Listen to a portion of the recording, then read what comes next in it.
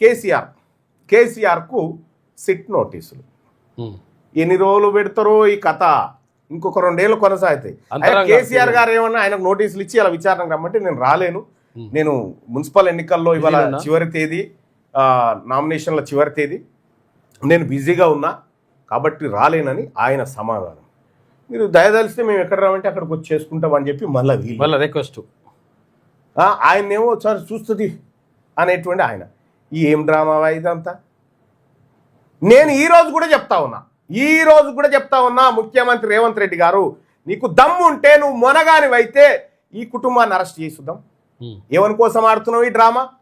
అయినా మీకు తెలుసు కదా కేసీఆర్ గారు, ఆల్రెడీ మీరు అంతా ఒప్పందం అయిపోయారు కదా, మేము ఇచ్చినట్టు చేస్తాం మీరు ఏడిచినట్టు చేయరు అని చెప్పి మాట్లాడుకురు కదా. మళ్ళీ కొత్త డ్రామా ఎందుకు? అచ్చా మేము పేపర్లలో చదువుకోవాలి, మేము చూడాలనా? కేసీఆర్కు నోటీసులు ఇస్తే తెలంగాణ ఆత్మగౌరవం ఏందా?